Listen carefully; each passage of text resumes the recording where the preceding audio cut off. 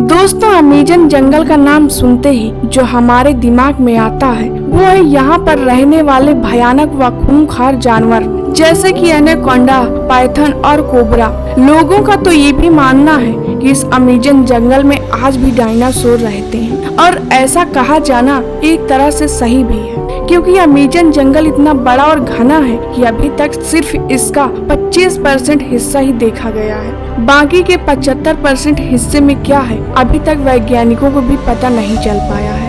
दोस्तों, आज के इस वीडियो में हम आपको बताएंगे इस विशालकाय जंगल का निर्माण आखिर कैसे हुआ था और ये बना कैसे, ये जानकर आप भी हैरान रह जाएंगे। दोस्तों, जितने भी जानवर हमारी पृथ्वी में देखे जाते हैं उसका 1/3 अकेले अमेजन जंगल में ही पाए जाते हैं। इस जंगल के पेड़ों की संख्या लगभग 4 अरब बताई जाती है, जिसमें 16,000 से ज्यादा उनकी प्रजातियां मौजूद हैं। दोस्तों, इस ट्रॉपिकल जंगल का निर्माण एक एस्टेरॉइड के कारण हुआ था जो आज से लगभग 65 मिलियन साल पहले पृथ्वी से टकराया था, जिसके कारण क्रीटेशियल मास एक्सटेंशन हुआ था जिसने धरती के पूरे रुख को ही बदल दिया था। और इस दौरान पृथ्वी पर राज करने वाले 25 किलो के वजन से अधिक लगभग 75% जीवों की प्रजातियां पूरी तरह से विलुप्त हो गई थी। ये मास एक्सटेंशन मुख्यतः 2 कारणों की वजह से हुआ था, जिसने डायनासोर जैसे भयानक जानवरों का नामो निशान तक मिटा दिया था। सबसे पहले लगभग 65 मिलियन साल पहले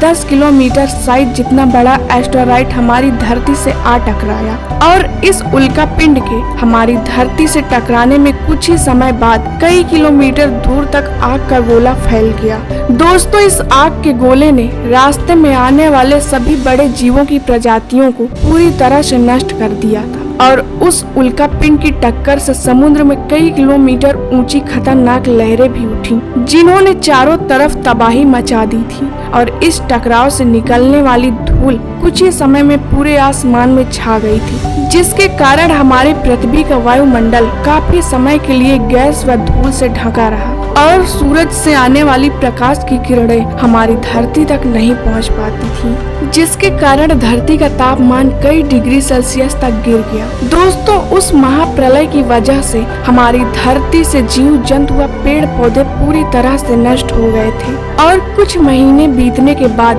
हमारे वायुमंडल से धूल व गैस के बादल साफ होना शुरू हो गए और सूरज की किरणें एक बार फिर से धरती तक पहुंचने लगी। दोस्तों, इस मार्स एक्सटेंशन के बाद चूहे की तरह दिखने वाले मेमल्स और दूसरे जीवों की प्रजातियां अस्तित्व में आईं, जिन्होंने कई लाखों सालों के परिवर्तन के बाद मेमल्स से बंदर और बंदरों से इंसान का रूप लिया। और ये उल्का पिंड हमारे जीवन के लिए बहुत ही जरूरी था, क्योंकि अगर ये उल्का पिंड पृथ्वी से नहीं टकराया होता तो डायनासोर कभी खत्म नहीं हुए होते और हम इंसानों का अस्तित्व कभी भी धरती पर नहीं आया होता। इस उल्का पिंड की वजह से ही अमेजन जंगल इतना ज्यादा घना है, जहाँ पर कई तरह के अनेकों जीव रहते हैं। दोस्तों, ऐसा कहा जाता है कि आज जिस जगह अमेजन जंगल मौजूद है वहाँ डायनासोर के समय में बहुत ही लंबे पेड़ हुआ करते थे, लेकिन जो उल्का पिंड गिरा था ये ठीक अमेजन जंगल के ऊपर ही गिरा था, जिसकी वजह से उस समय ये जंगल पूरी तरह से नष्ट हो गया था। लेकिन धीरे धीरे समय के साथ यहाँ की स्थिति शांत हुई और वहाँ पर जीवन फिर से पनपने लगा